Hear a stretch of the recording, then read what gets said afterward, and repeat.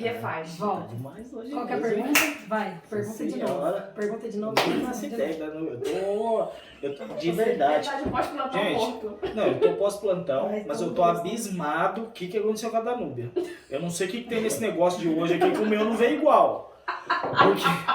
Porque ela tá demais. Eu vou tentar reformular minha pergunta antes que ela não intrometa e fique falando. Ela disse que sou eu que engata a primeira. Hoje ela foi na frente. Parece um foguete da Tesla lá, sei lá.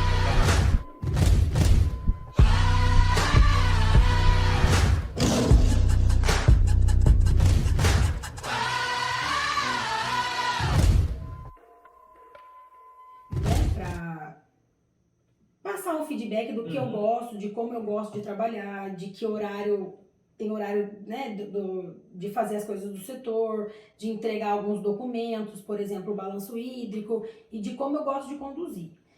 E aí, depois de um tempo, passados 15 dias, eu consegui sentir a equipe, e aí eu fui dar um feedback pessoal para cada um. Do que precisa melhorar, do que eu gosto, do que eu gostei, eu observei e gostei, elogios e críticas naquele feedback pessoal.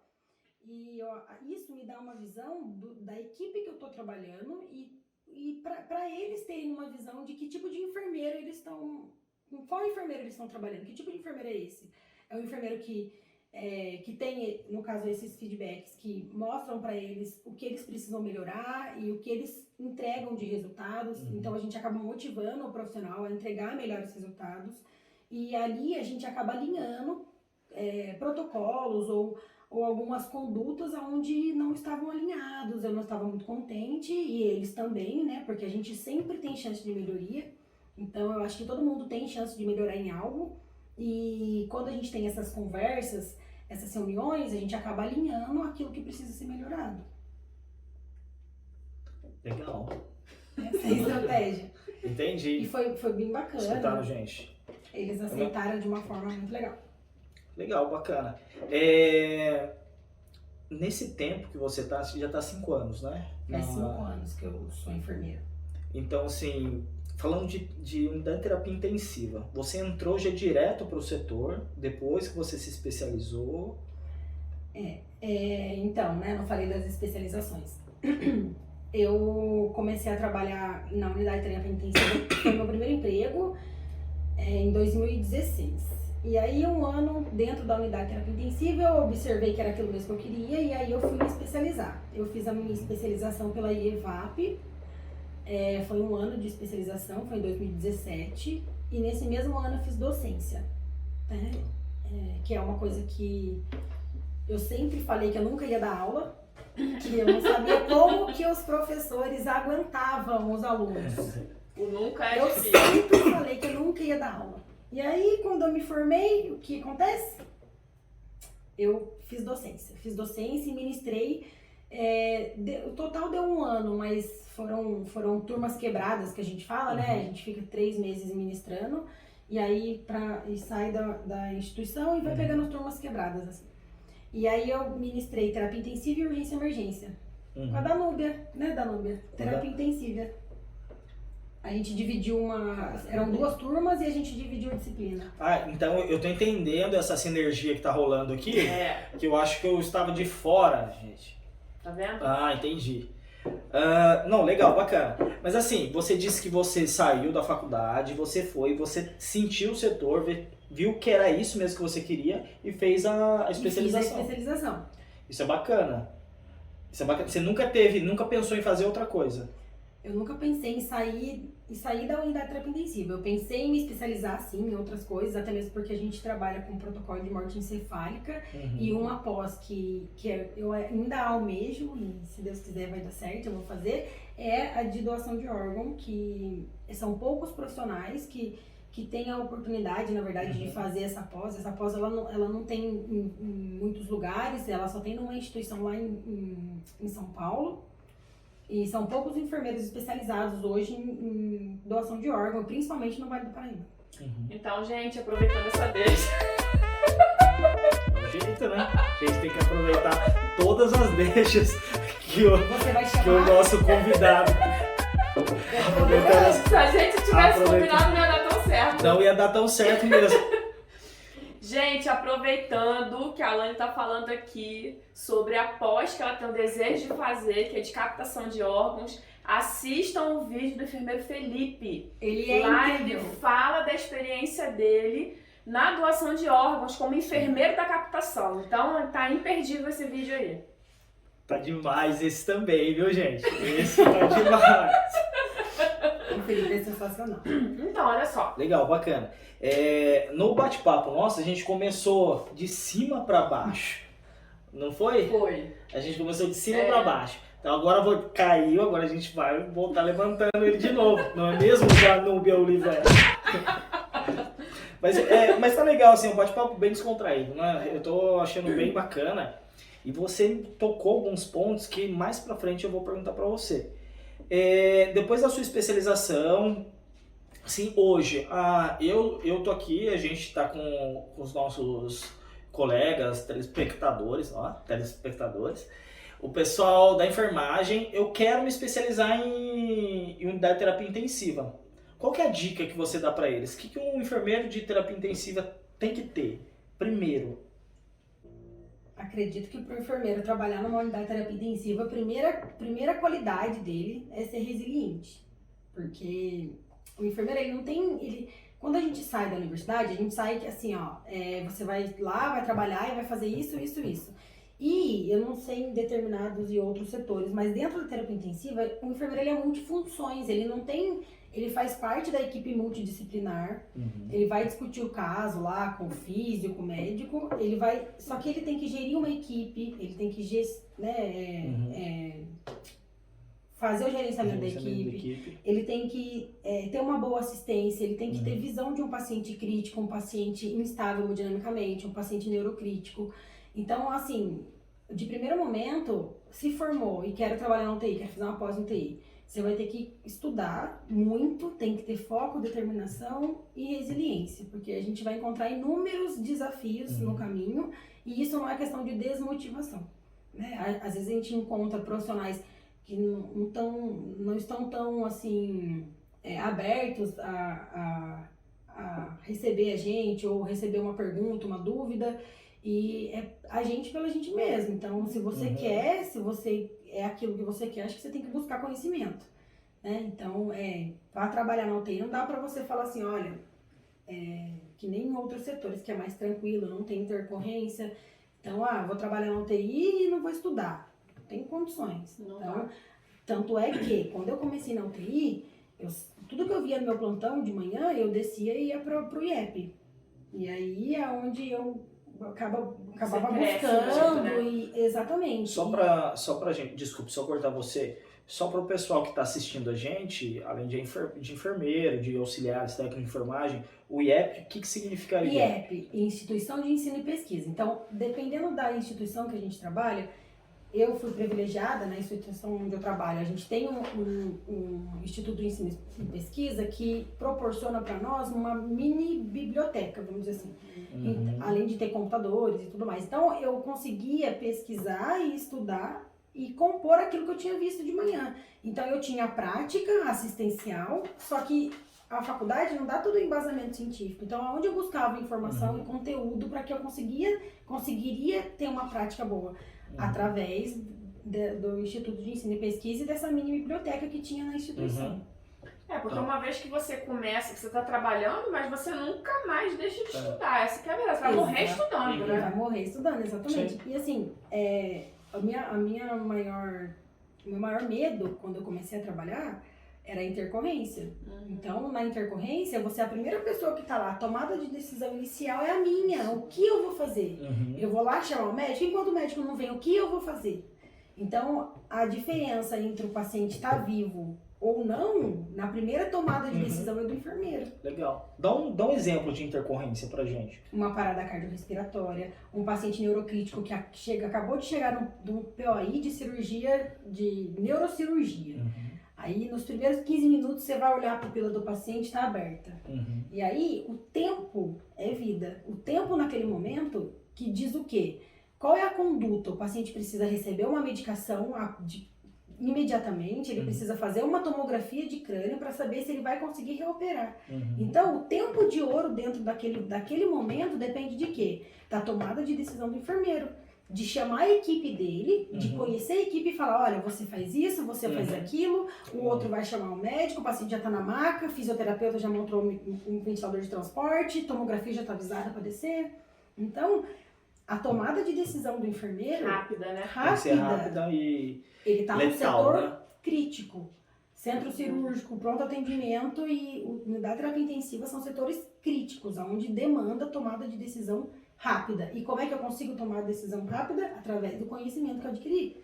Então, é o que eu falo, o conhecimento ele é a última coisa entre o paciente viver ou morrer. Top? Top. Cara, Você a viu que gente eu só puxei? traz gente Vou dar boa mais aqui. uma puxada nela, que ela tá demais. Vamos lá. Não, Manda aí, legal, manda legal. outra aí. Dá um exemplo aí. Um exemplo que aconteceu com você na prática. Um caso aí. Esse caso da pupila foi eu acabei de contar. Parada cardiorrespiratória, como eu falei. Então, às vezes, o paciente evolui para uma parada cardiorrespiratória. Qual que é a conduta do enfermeiro? O enfermeiro é a cabeça. Às vezes se a equipe não tem... se ele não consegue delegar autoritariamente o que a equipe tem que fazer, a equipe se perde. Então, qual que é o primeiro passo? Puxa o carrinho, coloca a placa, um fica na medicação, o outro chama o médico. Enquanto isso, você tá... Quando o médico veio, o primeiro ciclo de RCP conforme a CLS já foi feito. Já foi feito. A adrenalina Não dá já pra foi puxar o celular na administrada. hora, peraí, vamos pesquisar o que a gente Não vai fazer dá, agora. não dá. O protocolo tem que estar fresco na cabeça. Quais são os principais protocolos para o recém-formado? Me formei e comecei a trabalhar lá em qualquer instituição. Qual é o principal? Parada cardiorrespiratória. Desculpa. Gente, você viu? Ela deu uma empolgada, bateu até na mesa aqui. Então, assim, pros nossos amigos recém-formados, qual que é o primeiro protocolo que ele tem que saber? Protocolo de parada cardiorrespiratória. Os protocolos de intercorrência, na verdade, né? Então, protocolo de parada cardiorrespiratória, protocolo de IAM, protocolo de dor torácica, são os principais protocolos e assim, a gente tem embasamentos que a gente pode buscar esses protocolos e é o que tem que estar na mente fresquinho. Um que é bem importante também é o de sepse. De sepse, protocolo de sepse, tempo é vida, isso aí. Protocolo de sepse também tem que estar. Principalmente na UTI. Assim, quem dá o start do protocolo de sepse é o enfermeiro, né? Ele que chega e fala, olha doutor, os sinais vitais estão assim, assim, assado. Será que não tem sinais de SIRS? Não dá para abrir o protocolo? Então, muitas das vezes, quem comunica o protocolo é o enfermeiro, né? Legal, top essa menina, né? Olha, dos pacientes críticos, quando você tá ali no plantão, qual a patologia para você, assim, mais crítica quando você... Depois eu vou pegar a sua pergunta e vou dar outra. Você tá ali no plantão, que é o que te mais preocupa ali, que te deixa com um olhar paciente mais... com infarto agudo do miocárdio, pós-coronariopata, né? A gente daí fez um eco, tem uma fração de ejeção lá de 40%. Esse paciente me preocupa. Aí, por quê? Ele não tem restrição hídrica, ele tá com o soro correndo de 8 em 8 horas, e aí ele começa a sibilar. Aí ninguém faz nada. Daí o que vai evoluir? Para um edema agudo de pulmão. E aí vai auscultar, nossa, o paciente está sibilando, mas trata o edema agudo de pulmão e a gente consegue reverter o quadro. Às vezes, a gente tem uma abertura legal da equipe médica, a gente consegue conversar e passar, olha, o paciente não está urinando, porque às vezes esse paciente que teve AM, ele chegou para nós, ele está urinando, mas no decorrer do passar, né, do tempo dele na UTI, ele para de urinar. E aí quem que observa? O enfermeiro, né, a equipe de enfermagem, o técnico comunica, e aí a gente leva isso pro médico, a equipe médica, graças a Deus onde eu trabalho, a equipe médica super recebe a gente, discute o caso, escuta, mas tem instituições onde o enfermeiro ele não tem muito valor, até mesmo por conta do conhecimento. O que eu sinto, sinto bastante é isso, às vezes o médico não dá tanto valor porque o enfermeiro fala por conta de falta de conhecimento do próprio enfermeiro. O posicionamento do jeito que ele leva. Que dá insegurança quais pro as médico, informações que ele tá levando, que ele tá passando pro médico para ele conseguir formular na cabeça dele, né? Então, esse tipo de patologia, É o que mais me preocupa, porque o paciente, como a gente diz, é uma bomba relógio. Então, Tudo pode acontecer. Então, beleza, você falou pra gente aqui sobre a fração de ejeção. Pra quem não sabe, fala pra esse pessoal aí qual que é o valor normal da fração de ejeção quando esse paciente faz o ecocardiograma. Vou só completar. Explica o que é a fração de ejeção Beleza. e depois o valor.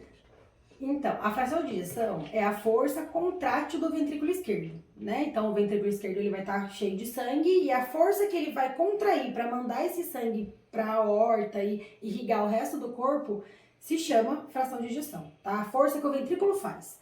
E ela fica em torno acima de 60%, que é considerável. Beleza, aí, ó. Legal. Já Não, deu uma bacana. dica aí pro Uma pessoal, dica. hein? Gente, presta Anota atenção aí. mesmo. Eu quero que vocês prestem atenção à importância da expertise. O enfermeiro tem uma especialidade, uma expertise. Esse vídeo ele tá bem legal, assim, porque a Lani, ela conta desde o início, desde Nossa, deu até uma gaguejada. Desde o início que ela iniciou a vida profissional dela dentro da UTI, o que ela procurou, o que ela achou de interessante, se ela gostou bastante dessa área e se especializou. E com isso, você vê um profissional diferenciado. Um profissional diferenciado que está tratando o seu familiar, está dentro de uma terapia, numa unidade de terapia intensiva. Exatamente. Não é? É bem bacana isso. Assim, a minha especialidade não é terapia, não é unidade de terapia intensiva. E assim, eu tô vendo essas duas conversar aqui, eu fico de boca aberta, porque eu aprendo bastante. Porque hoje a gente está vivendo uma realidade diferente. Eu acredito que nas instituições de vocês, até na minha, essa questão do Covid, várias instituições os pacientes estão virando pacientes críticos, não tem leito, e você precisa trabalhar com isso, entender um pouco dessa função do enfermeiro na unidade de terapia intensiva. Aproveitando esse gancho de Covid e tudo mais, quero fazer duas perguntas para você. Primeiro, na instituição onde você trabalha, existe mais unidades de terapia intensiva? Ela existe uma classificação? E a outra coisa é do Covid mesmo. Se você teve experiência com Covid, se você está trabalhando com Covid.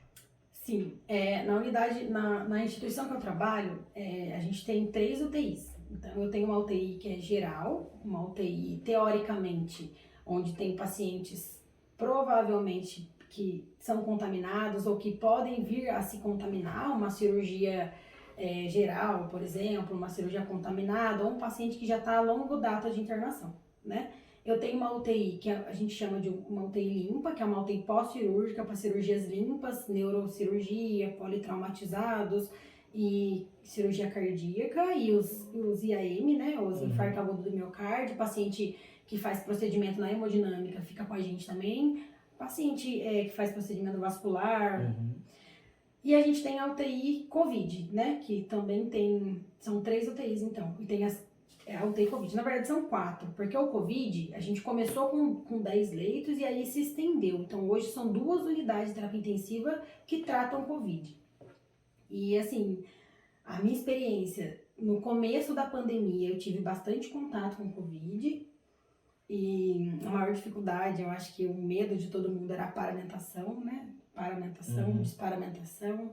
Então, hoje acredito que a equipe está mais engajada em relação a tratar Covid, a atenção ao que eu vou observar no paciente de Covid. No começo foi bem, assim, foi bastante desafiador. Acho que para todo mundo, para a equipe multi inteira, acho que a equipe médica, a equipe de fisioterapeuta, mas a equipe da enfermagem, por ser em maior número, acredito que foi o que mais mexeu, né? E hoje em dia eu vejo que a equipe está engajada até mesmo em observar o paciente Covid, porque você vê o técnico trazendo para você, né? Nossa, olha, Elaine, aquele paciente, ele não está desaturando, ele está saturando 89, mas ele não está cansado, ele está confortável saturando 89. Tá fazendo hipóxia feliz, né? Exatamente. Então, assim, por quê? Porque hoje a gente vê que não é só a oferta de O2. Então, eu tenho que observar se o paciente não vai ter um processo inflamatório por fadiga. Porque ele já está desempenhando um processo inflamatório por Covid. né, por si só. Então o organismo já está numa briga. E aí ele começa a ficar cansado e às vezes ele não precisa de uma oferta de O2. Ele precisa ficar relaxado, não ter fadiga muscular, né? Uhum. Então, assim, a gente observa até que os próprios técnicos de enfermagem trazem essas informações para nós. E outra coisa, eles fazem muita descompensação também cardíaca, Exatamente. né? Faz a alteração da função renal, dermatológica. Ele é da área de lesão, então a gente estava conversando esses dias a respeito dos pacientes, porque você não consegue mobilizar esses pacientes de 2 em 2 horas, Sim. ou de 1 em 1 hora, como algumas instituições tratam, né? Dos pacientes graves. E aí o que acontece? Você fica com esse paciente muito tempo numa posição só porque ele não se permite essa mobilização, ele acaba abrindo a lesão por pressão ali, né? E também por causa da concentração de oxigênio que esse paciente faz. Exatamente, Né? já tem uma Tira o aporte hipóxia de por si outros só, lugares. e aí acaba não chegando na periferia. Sim. Além, não só falando da lesão por pressão, mas o que eu observei, o que a gente observa dentro da UTI Covid é as lesões por dispositivo médico. Uhum. Por qual motivo? O paciente está entubado, tem PAM, PAI, na verdade, tem catéter central, e aí você vai pronar o paciente, não tem um coxinho adequado. Uhum. Então a lesão por dispositivo médico aumentou muito dentro Não no digo SUS. nem só por coxinha mal posicionado, Sim, pela mas obesidade. pela obesidade. Sim, Muito sim, paciente sim. obeso, A maioria né? dos pacientes com Covid Sim. tem comorbidade, É, né? Então a gente... E fora isso, esses pacientes estão fazendo, a maioria deles faz uso de droga vasoativa. Exato, que faz vasoconstrição Faz periférica, já vasoconstrição. está hipoxêmico, Sim. faz uso da droga. Então é complicado conseguir nutrir aquele tecido, né? De uma Uhum. forma adequada Sim. para não abrir lesão. E aquela loucura de 7 bombas, É, o todo mínimo. pitando, O troca. mínimo, o mínimo. Uhum. E aí você quer cobrado, aí que tá.